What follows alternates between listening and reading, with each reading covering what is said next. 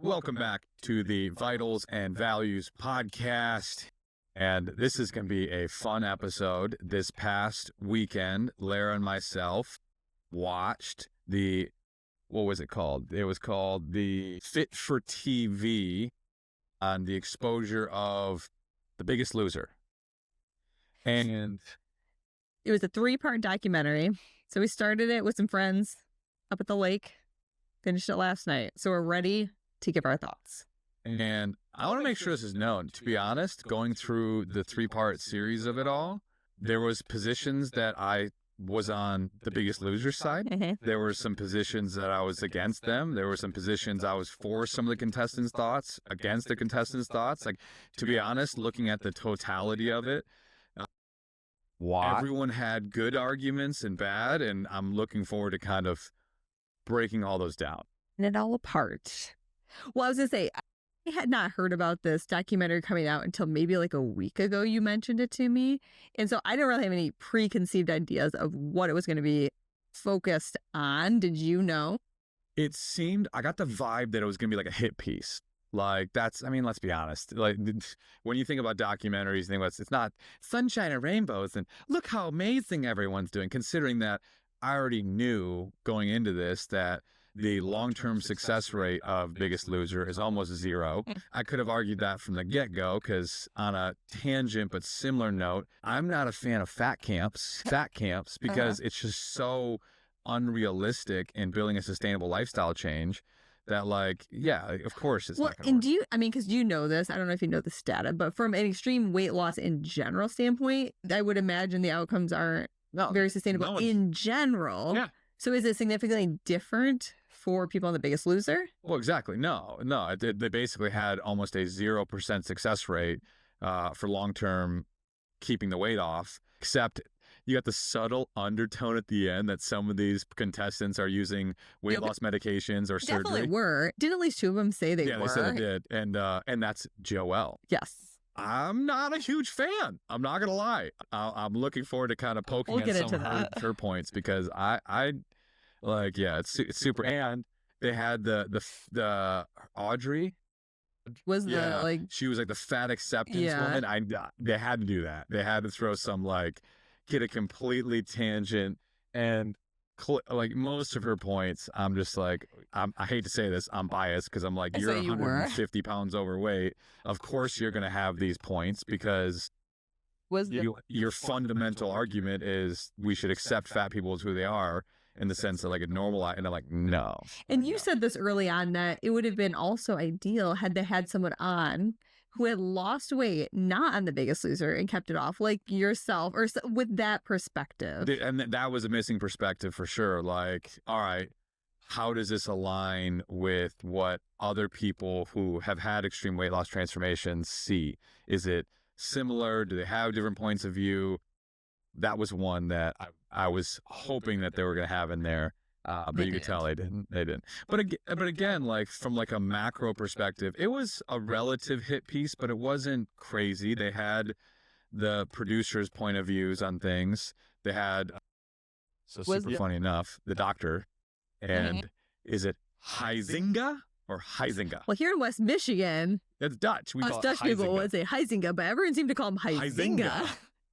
So Dr. Huizinga or Huizinga, let us know how you pronounce your name. I'm still super confused there because how we pronounce it being Dutch is Huizinga.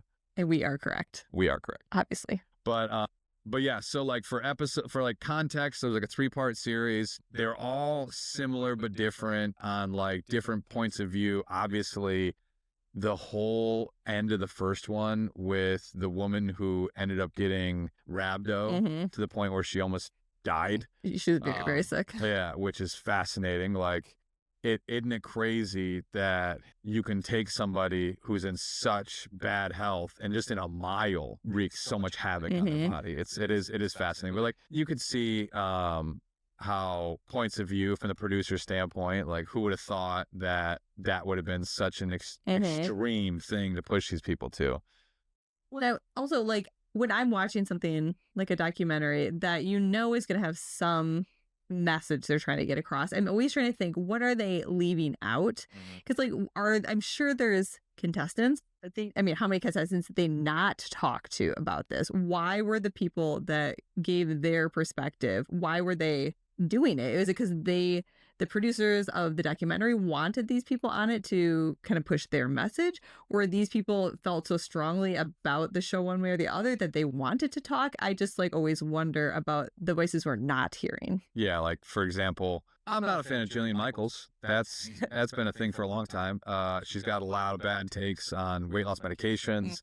She's got a lot of bad takes and not a fan.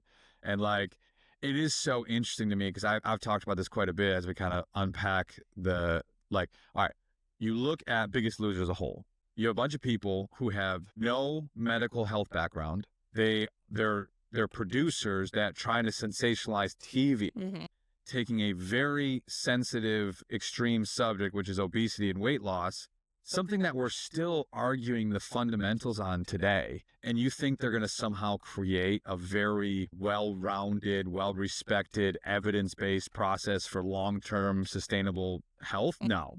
They're like, when push comes to shove, you can understand they were trying to sensationalize TV to get viewership. And they were the first, and like, you got the vibe from the get-go. Yeah, they admitted that. They just were like, we're just running with, we didn't know that this was going to turn into this cult-like following. They didn't even know if people were actually going to lose weight after the first week or whatever it was. Like when they saw the 12-pound weight loss, the 15-pound weight loss, they were like, holy balls. And yeah, and so it's super interesting that they didn't see that. And of course they didn't. They're just throwing out ideas and seeing what sticks.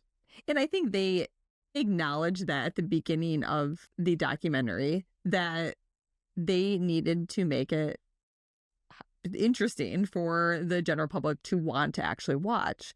And I think you have to know that when you're watching reality TV. I mean, I think we're not naive to think that that's not the case. Yeah, and so Biggest Loser as a whole, like obviously making sure that everyone knows, like it's a 3 to 6 month competition where they took these significantly overweight people and they hyper fixated on fitness in the gym. They're doing 800 calories, 1,000 calories a day. There's this whole argument where they're taking caffeine pills, which I think is so trivial.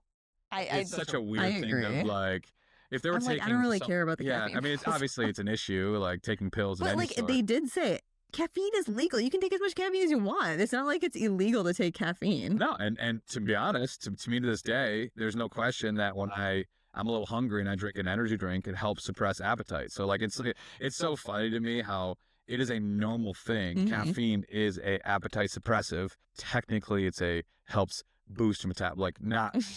You can make it hurt your heart pretty quick too. So like there's issues, but it's so funny how they somehow were, I mean, again, they were trying to protect themselves because these allegations came out. So they were like, all right, let's talk about them instead of trying to hide behind them. Do you think that was a plant? Did they want that to come out so that it could be more public in, say, the news? I always wonder that. No, wait, no. Like when this was actually occurring. No, because they kind of conveyed it. It was the woman, like from season 2 or whatever, that she made a comment that she was given pills in a bag. Then the New York Times or whoever it was took that and blew it up like she was given a bunch of drugs, like sounded like that was like the head cover, and it was so then media sensationalizing weight loss while another media sensationalizing they were taking a friggin' caffeine supplement. Like but they were insinuating it was like crazy amphetamines or something. But it was, I mean, again, it's you shouldn't do it, but it's not nearly. I don't know. I still question if that was all designed. That's just it's just my thought. Yeah, I don't know, but I think it could be. They wanted people in the media talking about their show. It's a way to do it. Yep. I mean, it's definitely not out of the question. So yeah, and then I'm gonna fix. My mic keeps falling. Use those muscles and tighten that thing already. Come on. Stay. But yeah, so that whole bit, and then having people lose an obscene amount of weight in a relatively short amount of time. Again, that's the funny part when you get into this whole game. And this is what, on a tandem that I find super dangerous, like from like how I would look at the show versus how I look at people on the internet sensationalizing coaching. having a coach glorify, I help this person lose 100 pounds in 6 months, in 4 months, in 2 months, should be one of the lowest hanging fruit of what I would call a good educated trainer, because they have an incentive to try to create the most miraculous weight loss transformations possible, because guess what? It's the most sexy and marketable. And from the, sadly, end user, like, people want fast weight loss. So you can't blame the producers of Biggest Loser and everything, because that's what TV wants to see. That's what people want to see. And I mean, it goes back into the doc too. I mean, shameless plug on Anti-Diet Diet Club. It's so funny, like, watching that and what that is and what our doc is going to be, and even the potentiality of turning it into a multi-season series. It aligns so well. Do you want to explain a little bit more to people listening who aren't as familiar with what that is? So for anyone that doesn't know, I helped create a documentary called the Anti-Diet Diet Club. It's me and 5 other friends, 6 total, who've lost a combined 1,400 pounds. And we help my college roommate's brother, Ben, who was 360 pounds and like 5'6", start his weight loss transformation. And getting a backstory of how we got there. You're hearing the stories of how all of us were at our biggest weight, the decision to make the change, how we did it, and the process of sustainability, because not only did all of us lose the weight, but every single one of us have been sustaining it for 5, 6, 7, 8, 10 years.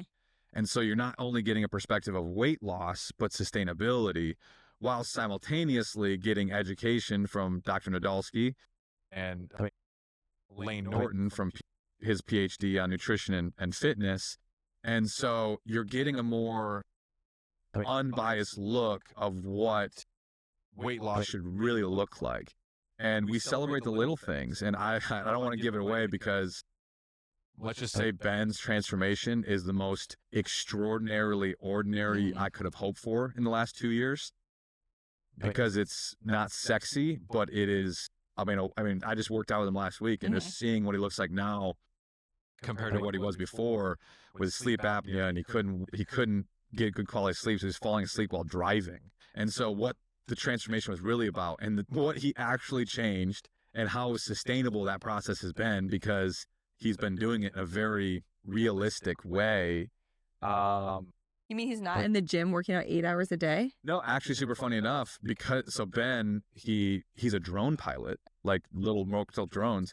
And so he travels like 40 weeks out of the year, and he lives out of a hotel room. That's impressive. That is impressive. And he literally said to me, he was like, "David, I haven't been in the gym much. I'm sorry." And I'm like, you've been down an extreme amount of weight considered for what we'd expect. You're doing it while traveling.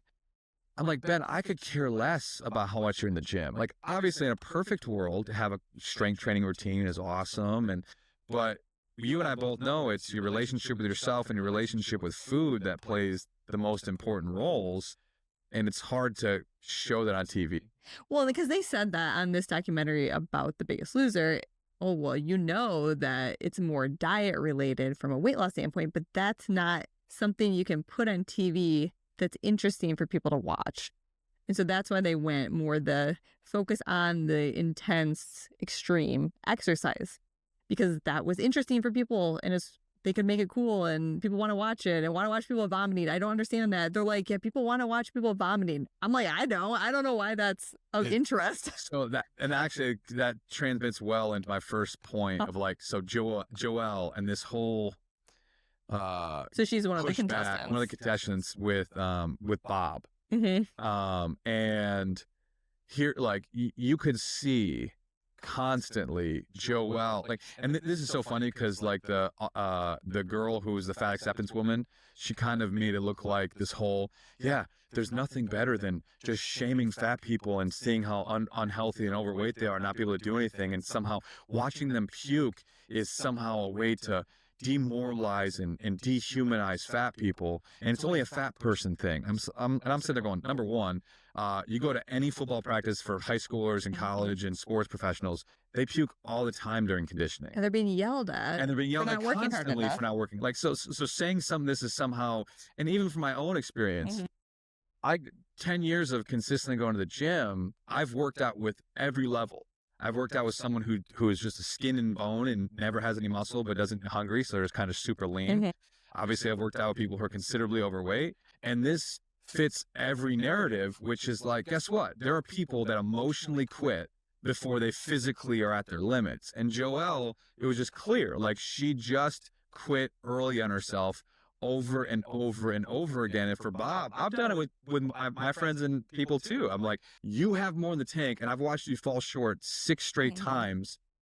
You got to push yourself. Like there's something empowering of like, out of every area of life, the gym is one of the places where you can safely push failure and get some context to like, what does failure really feel like? And there are so many people that are in this mental quit before they physically quit.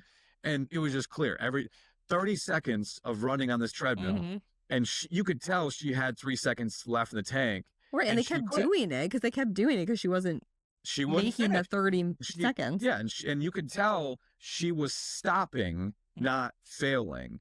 And so I'd be in the same place as Bob going, like, and I've done that with friends who are overweight and underweight. Like, this is not a mutually exclusive thing to somehow shaming fat people, which is so funny, like how that narrative was getting kind of spun.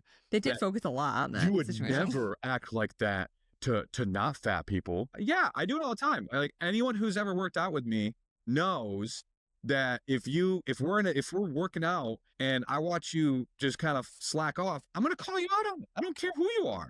And like, no, it's just, we're shaming fat people. It's only a fat person thing. That's just so ridiculous. It is not true.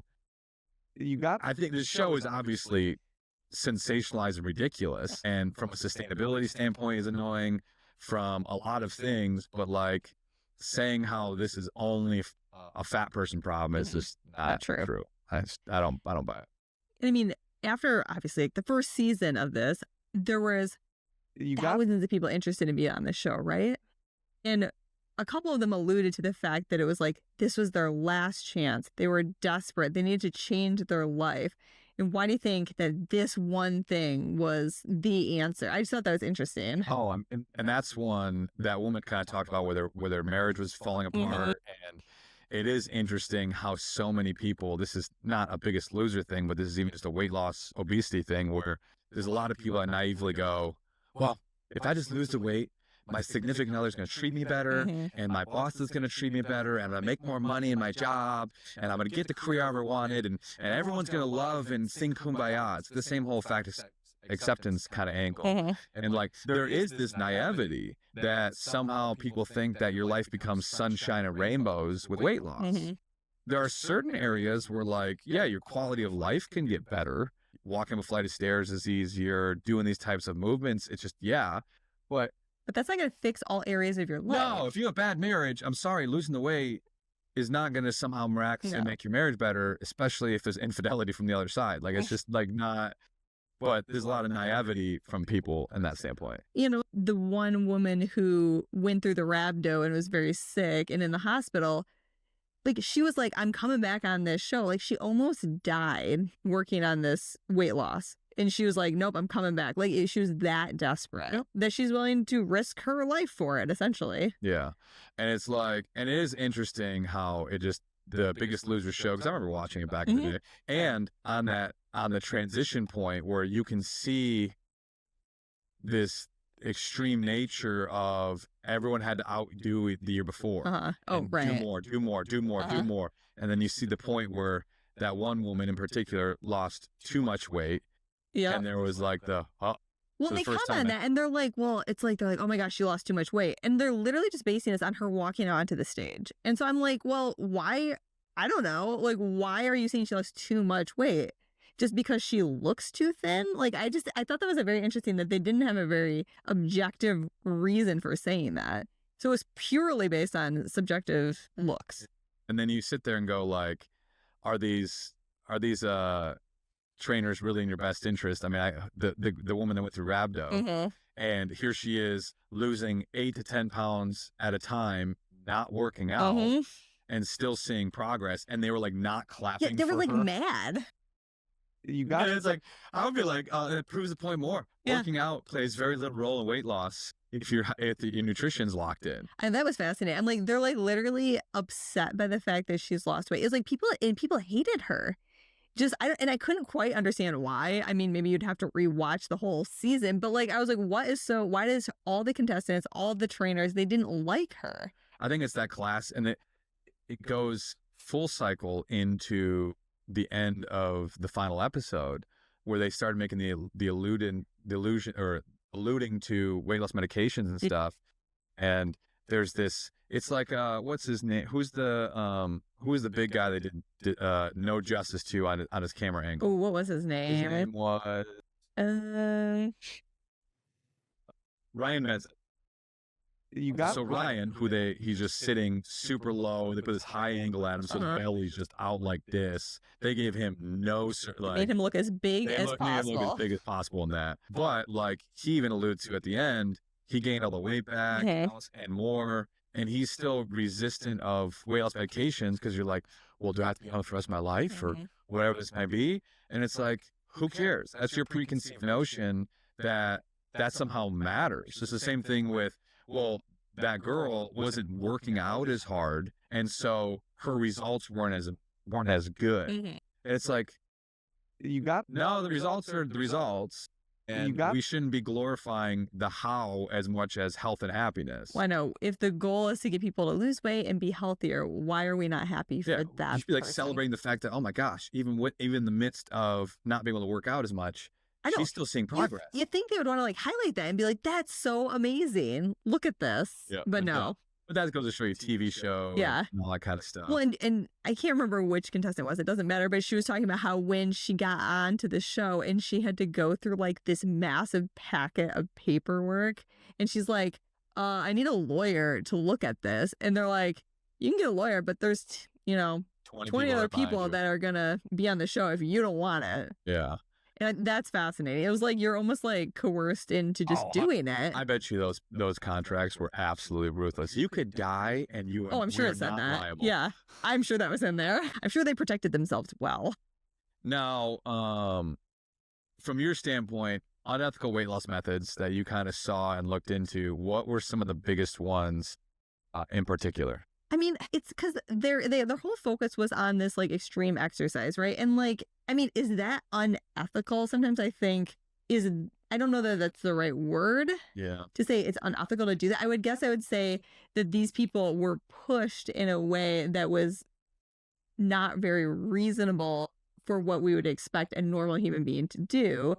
And I thought it was interesting that I think it was the season 1 winner stated that by the time he was at the very end, he's like, wasn't eating anything. And he was like in the gym however many hours a day. And he was like, it wasn't about the weight loss anymore. It was about winning. And so it really, that's probably how it was for a lot of people. It becomes this game almost. And it's not really about the health. It's not really about the weight loss. You just want to say, I won that show. And then like, as they dehydrate themselves and get blood in their urine from dehydration and everything. No, and that's the whole point. Like, when push comes to shove, the show is never going to be about health. It's about sensationalism and all that kind of stuff. And I'm like, and I look back because I'm like, I remember watching that show. And I remember watching with my family, and we all really enjoyed it. But then watching the documentary focus on some aspects of the different challenges they had to do, where they're like carrying donuts in their mouth and like, and you're just like, that's terrible. How did we watch this? It's so I think this was good TV. Well, it's like the producer's angle to it. I get it, because that's one of the reasons why I'm not a huge fan of like these fat camps you even see to this day, where like, oh, go do, like they have them all over the country, where it's like you spend a lot of money to be control your food intake. Yeah, you learn, don't get me wrong, but it's like you create this synthetic environment that you cannot recreate. Yeah, it's very easy to lose weight and get your health in order when you don't have to worry about work, you don't have to worry about kids, you don't have to worry about school, you don't have to worry about cooking your own meals. Your gym's available within, like everything is right there, but that's not reality. So like from the producer's standpoint, I get they had to find ways to create kind of that, because like what we just talked about before, when it came to the balance between discipline and the process of discipline and how that aligns with pretty much everything you do, and weight loss medications and surgery and all this kind of stuff, because clearly it's not always about weight loss medications and surgery, because there are plenty of people that take medications and have surgery and gain almost all the weight back. Mhm.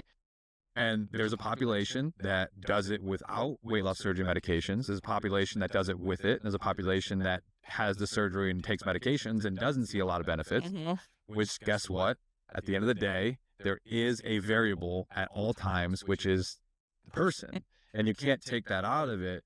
And it's trying to find that healthy balance between personal accountability, helping this person take responsibility for their thoughts, actions, and feelings, but also understanding that there are chemical responses in the brain that GLP-1s and these new weight loss medications are showing more than anything, that guess what? You numb hunger. People lose a lot of weight because you just like, well, yeah, there's no disciplinary action to it in general because they just numb the hunger. But there's a lot more context and nuance into, that's why we're seeing the bad effects of weight loss medications where people are losing too much lean muscle mass because they're just not eating, which is also a problem with discipline. It's like, well, I'm not hungry, so I'm not going to eat. Well, some of discipline and standards is fueling your body regardless of how you feel. Anyone that's dealt with an eating disorder where they're not eating enough knows that. They have discipline that they need to eat. And they can feel like they're forcing themselves to eat and they don't want to do it. But that is a discipline as well. And I think people don't always think about it from that direction.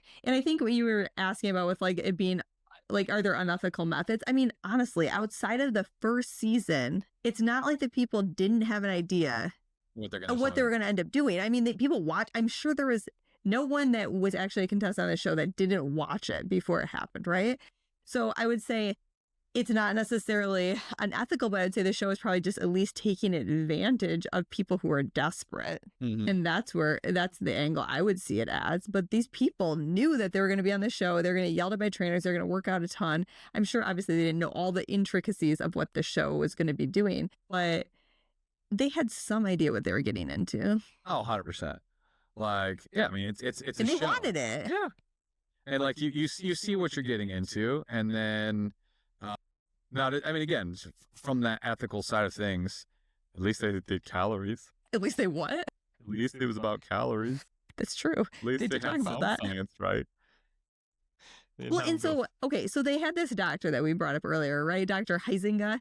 And I feel like he was trying to, in the documentary, portray himself as, I was trying to be very, I was trying to help these patients. I was trying to keep it as healthy as possible for these patients. And yet he commented about like how things didn't go the way he wanted to. And he continued to be on this show. And I'm like, was he really trying to make a change, or was it, oh, this is paying me really well? That was a thought I had. There's always a balance. Like, same thing with like, I mean, a great example. Like I said earlier, I'm not a fan of Jillian Michaels. And she made it very clear that after season 1, she literally goes, you just made me a lot of money. You should have $1 million or yeah, something. you just made me $1 million, where the quote was. And it's like, I hate to break it to you, that's a lot of what, sadly, the weight loss and all that kind of, they see people as transactional characters. And if I can help this person have the most crazy transformation in a relatively short amount of time, I can make a lot of money off of them. How many people out there are celebrating the fact that they helped 50 people lose 50 pounds over 3 years and keep it off?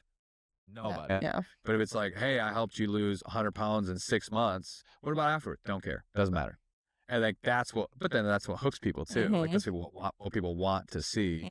And that's where I'm super intrigued, going back to like the doc and like how we have structured Anti-Diet Diet Club. And we try to gamify it enough that it draws in a population, but we also left it open-ended and realistic enough that we're celebrating the right behaviors. There's still enough raw emotion to it. Like, I mean, personally, this is my bias. How the 90-minute of our doc compared to theirs, I think ours is better shot and better done. It is very beautiful. It's beautiful. And obviously the emotional components of everyone in the doc being raw like that. I mean, you saw in this doc too, where it's like people putting their heart out. But David's becoming quite the documentary critic. He's an expert now. I've done it once, so like he will consult on any future documentaries for anyone out there. I'm sure he'd be okay with that. Well, and I think too, okay, with The Biggest Loser, right, the focus really was a game. Like, if you think about it, it's a game. So when a game's over, then your work is done. And so I'm sure that plays a role into why these people gain weight, because really the focus was the game. The focus was not sustainable weight loss. No, it's just how much weight can we get these people to lose? And that was a little bit the Aubrey Gordon. She was like the fat acceptance woman. She made comment too, which is not quote unquote wrong, which is like they didn't hire credentialed people to do therapy with these people. And I get how it's not sexy for TV. Yeah. So they basically used Jillian and Bob as like pseudo therapists, which again, I get her argument. I think that's a valid point. Yeah. Because I honestly, I feel like if that TV show was done now, they would have therapists in it. Oh, 100%. I mean, well, to be honest, that would never fly. Well, sure. I mean, you think about how many shows 10, 20, 30 years ago, you're like, it wasn't that long ago. That's crazy. Yeah. But going with the money side of it, it is wild too with the guy talking about how there was no money for quote unquote aftercare. And it's like, as soon as the millions of dollars are made off these people, bye. Right. But I was also like, come on, like, do you really think the TV show is going to put effort and money into that? I'm like, I think that's a little bit like naive. For years. But and again, it's a whole different model. You got people that Huizinga probably should have realized. I mean, again, he was just a paid plan. Yeah. Don't kid yourself. How many of these things? Well, we have a doctor, and it's like, and how much influence did he really have? Yeah. How much? And it's like you say you do that, and you never know. Yeah. But the angle there of we've never seen long-term weight loss ever work. Mm-hmm. Pretty much. Outside of weight loss surgery, that was there, and even that doesn't have the best data. And then you just always assume that these people losing 240 pounds in 6 months are going to somehow miraculously keep the weight off. When they go home to their normal environment? Not a chance. Because I think you have lost extreme amount of weight, and you've kept it off for a decade. And what percentile are you in for that? I mean, yeah, like keeping off 200 pounds for a decade, 99%. Yeah. 99.5. And so, I mean, it doesn't really matter how people are losing the weight, right? I mean, whether it be The Biggest Loser or something else, it's still hard. Well, and that's where we talk about even in Anti-Diet Club, where like the process you take, pretty much every restrictive nature, it comes down to adherence. So like, as you kind of unpack it, it's picking and choosing which process feels the least restrictive to you. But yeah, like you sit there and watch these sensationalized docs. That's why I'm not a huge fan. And it takes a step even farther. I warn about this constantly on social media. I've met the amount of the social media gods that just all of a sudden enthrust a random account with 100,000 followers because they started a weight loss page. It happens every year. Someone makes the comment. I've met a few of them as of late. Like Ethan, he's a great guy. Actually, he lives in like an hour away. He's not that far away. And we talked about this because you get entrusted this followership, and then it puts you on this pedestal that you're doing it for somebody else. And I always warn people, I'm like, if you're doing this weight loss for anything other than your own self-interest and your quality of life and quality of health, you're doing it for the wrong reasons, and you can't control anything else. And when you sit there and I'm doing this because now I have 100,000 followers on Instagram, or I'm doing this because I'm on TV, they all fail. Okay, because when you were in your throes of main weight loss, you were non-social media, correct? Was that come afterwards? Or was it kind of I was early because like John, Obese to Beast, John, we were not dissimilar timelines. I was like, I knew it played a role, but I guess I just... Because if you did, say you were starting that journey now, it'd be very different from a social media standpoint for you. Is that correct? Yeah, because like my first 100 pounds, because I was in college and there wasn't really good camera equipment and all that kind of stuff then. Yeah, it was selfies, and it wasn't like I was recording everything detailed and all that kind of stuff. And then I posted about it, but it wasn't wasn't the same as it is It's not now. what you see today, where it's basically people have their own TV shows. Yeah, because have you ever thought about that? Like, how do you think that journey would have been different for you had you been able to do what people are doing now? Yeah, that's the classic. It's like, I did the internal work relatively early, which is like, why am I doing this? What are my values? How do I see myself? How do I see food? I did that stuff early. It wasn't just hyper. I went through the phase like everyone does. You hyper fixate on a number. 220. Like mine was at 400 plus pounds. It was like, I just want to be 220, 220, 220. And then you hit 220, and then you realize, what the frick is 220? Nothing happens. Nothing right? happens. Also, I've been 220 in 3 very different ways. I've been 220 pounds pre-excess skin removal surgery. I've been 220 pounds post-excess skin removal surgery with not a lot of lean muscle mass on me. And then I've been 220 pounds after 7 years of strength training. It's I look different. very different in all 3 situations. And so, and people get obsessed with the number and the weight loss. And like, this is where, like, I mean, again, the Biggest Loser just pushes on this fundamental notion that fast is better, and how you do something is not really relevant. It's just getting the outcome. This is a business problem with how many people are doing just shady business nowadays, like creating cryptocurrency altcoins, and I'm just gonna make a bunch of money by creating a cryptocurrency. It's like all that. Again, it's this whole idea of get rich quick, get fit quick. This instant gratification world we live in. And instant gratification is usually never what sustains. It just never does. No, and I don't think people realize what's realistic, because I've had plenty of patients come in to see me and they're like, I want to lose this amount of weight in this amount of time, for a wedding or something. And you're like, that's never going to happen. And so people don't even understand what is realistic.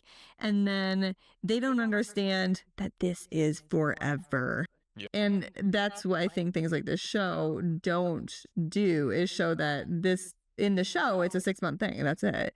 And I don't think people truly understand what it means to make a lifestyle change. That's what I have seen in my experience. Oh, 100%. And like that's where I've always warned with these different accounts that it doesn't even matter what diet they're a part of. It doesn't even have to. They could be doing it through calories. I don't care. It's that classic notion that I'm doing it for some external gratification for a short period of time, that people have to understand you're changing your life forever. And so you better figure it out early that the process you're doing is somewhat sustainable for you, because there's no getting off the horse. Nope. Like it doesn't exist. No. And so you mentioned doing more the internal work for yourself early before the weight loss. And do you think that's some reason that you have been successful? 100%. Like, no question. Like, now, I never went to a therapist. Like, honestly, I'm a huge advocate of like Tony Robbins and what he teaches on a lot of different factors there, and doing the why am I doing what am I doing, what cause and effect, why am I doing this, and what is this trying to give me? Most people have no idea. The career path they're going into. Why do you want to be a doctor? Well, because my dad was a doctor. That's not an answer. Why do you want to be a doctor? And get like, or why do you want to lose weight? Like, what? It's the number on the scale is irrelevant. You're doing it for an outcome, and do you understand why are you doing this outcome? I'm losing the weight so my mom will love me. Well, I hate to break it to you. You could lose the weight and your mom still may not love you. Like, I don't like what. And this is why if you're doing things for the wrong reasons, you get caught in the roller coaster again and again, or you just have no idea, and that's why people get caught jumping from diet to diet or program to program, because they don't want to deal with the emotional side of things. That going to the show, you should probably have credentialed therapists working on things. I get it. Like, but I mean, what do you expect the show to do? Like, it's just a TV show. You can't. Who would have thought they would have got this type of just explosion of success? $100+ million. No one knew it. They just throwing an idea against the wall and seeing what's stuck, and then they ran with it. Like, none of these. Yeah, I mean, it's like. How much responsibility should a TV show take for something like that? Yeah. I think it's a question. The fact that they're getting criticized over caffeine pills is actually kind of hysterical to me, because in my point of view, that's low-hanging fruit. That's what I think too. Like, I'm like, that's such low-hanging fruit. Like, out of all the things that they could have, I think what's more savage is how the woman that had rhabdo was flown out in a helicopter after the fact. When she got kicked off the show, when she lost, they had her fly out in a helicopter. I was like, is that not how everyone else did it? No, they only did it for her because she was flown out with a helicopter at the beginning of the show. Oh. So they thought it'd be funny as like a theatrical that then she's sitting there freaking out going, last time I was in a helicopter, I was dying. And like, I think that's more savage and ridiculous than, oh my gosh, they were giving them caffeine pills. Oh, wow, caffeine. But I digress. And I don't think they really showed at the end of this. Do you think there were some people on the show whose lives did change for the better? 100%. Because they did not focus on that. No. And well, I mean, again, at the end of the show, the majority still were beneficial with the show itself. And like, again, you had the Joelle, who was, I think she was just, you couldn't make her happy. Like, she was in her own little world. She blamed everyone. She was kind of like all that kind of stuff. And then the number 2 girl, where she got the eating disorder from everything, which again, there's no question that is an absolute issue with the show and everything along those lines. But don't kid yourself. You were considerably overweight going into it. You could argue you had a quote-unquote eating disorder before you even started, like depending on what your definition of eating disorder is. I mean, I'm sure her relationship with food was poor to begin it's like relationship. Like, again, where's that all? My whole point is, you weren't sunshine and rainbows going into it. Stop blaming one singular force for everything that didn't go well or did go well. It's just, that's not how the world works. And the same type of people will blame one event, one thing for all their problems. That's a type of person. And so in general, you look across the board, and I think the show, more than anything, if you want to say what are the biggest takeaways of Biggest Loser, is number 1, obesity truly for a decent population is a chronic disease because of these hunger problems and all this kind of stuff. And we have to treat it as such. Instead of just blaming people for not having discipline. Exactly. But you and I both are huge advocates of, hey, you got to, you have genetically high, you have familial genetically high blood pressure. Eating cake all day is not going to help that problem. Now, maybe you need a bit of drug to help with that blood pressure, totally fine. But if you're just eating bacon and eating like garbage all day, you're not doing yourself a service. You have to take some responsibility. You can't change the genetics, the way that you were made, but you can change that environment that you put it in. The classic line is, genetics loads the gun, lifestyle pulls the trigger. And everyone has been given something from a genetic standpoint that they could call unfair. Yeah. And like that's life, like, right? It's unfair that I can eat as much as I can and still feel hungry. I mean, you've experienced it now a year. I can flip a switch and eat an absorbent amount of food. It was David's birthday last weekend, and how much cake do you think you ate? Out of a 10-inch cake, half of it.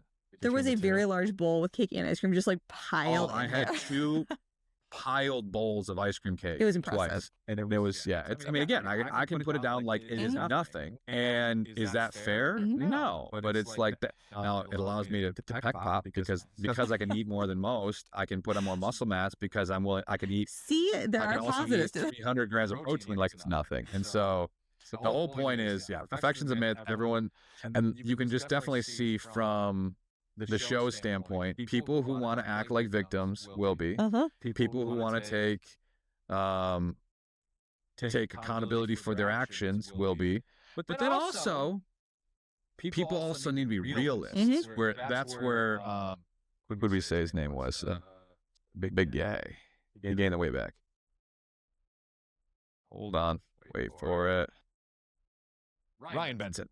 Ryan, if you're watching this, there's nothing wrong with weight loss medications and surgery. Like, there is this weird population that somehow feels that if they take the easy way out, that it's somehow less beneficial to your life. No, like, I don't get why we have to create this notion of if you use technological advancements from modern society, like lights and cameras and microphones, no one bats an eyelash. It's one of my patients recently said, like, it's okay to use chemistry to help with a problem. It's not a big deal, but even here's Ryan in this position where he's gained all the weight back and more, and he's still resistant to weight loss medications because somehow he feels that it's this like get out of jail free card. And it's like, you just don't get the genetic disposition you're in.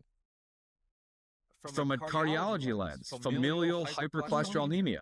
These people, their livers just pump out cholesterol. They die of strokes in their late teens, early 20s. Statin medications and these other things have doubled their life expectancy. It doesn't matter how good you eat. It doesn't matter how much you work out. It is a genetic disposition that no one bats an eyelash going, oh, yeah, it's unfortunate you're in this situation, but I'm glad we have modern medicine to help with that. But like Ryan, and there's still this huge population of people who are considerably overweight that just are stuck in this notion that they can't do drugs and surgery while they're considerably in a nasty position. It's like, it's one thing if you are kind of in a hybrid, but you're making it work, but you're struggling, fine. You want to live in the struggle, do you. But you're not even in a position to live in the struggle. You are back to square one. So like, let's drop the ego, and you don't have any answer. It's okay to take the tools that we have and utilize them for your health. It's shameful about that, and it's not cheating. Any other takeaways that you had from watching this documentary? I'm just kind of going through everything. I mean, the actionable side to it all got like people just sensationalize fast weight loss, and you need to stop. Like, we should be more celebratory towards people who lose 1 pound a month and never turn back than people who lose 100 pounds in 4 months and are doing it again and again and again. And we still somehow celebrate the fast weight loss that's usually unsustainable than like... I have patients that feel like failures because they didn't lose enough weight. And I'm like, no, you're doing amazing. You're losing weight consistently. But I don't want you to lose it faster than that necessarily. And the only way you lose 10 pounds a week, 12 pounds a week is you're starving yourself. And don't do that, people. Don't do that. Don't do that. Don't do that. And then from I think it was Tracy, goes to show you can still lose a lot of weight by just controlling nutrition. You don't have to do these crazy burpee workout routines, sprints, all this kind of stuff. I'm an advocate of strength training. It helps in the long run. There's nothing wrong with doing those things if you enjoy them. But like, it's not where the majority of your focus needs to be.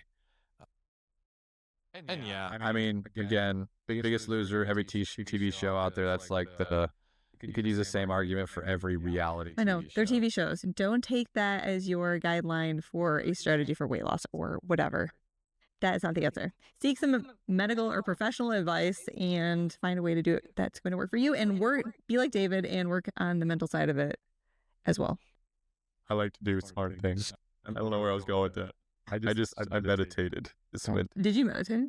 I did. Oh, nice. Meditation actually helped me. Oh, that's cool. It was like meditation helped with impulsivity. Ah. So like get you chill, work on your impulsivity. So I definitely helped me. I don't do as much anymore, but like go just like everything else. That's right. You need it at that time. Awesome. Anything else to add? That's about it. Cool. I'm looking forward to seeing Anti-Diet Club Stay tuned, everybody. fill the voids of the problems that which was Biggest Loser and doing it more sustainably healthy Hey, people way. ask me all the time, where's that documentary? I know. Stay tuned. Stay tuned, people.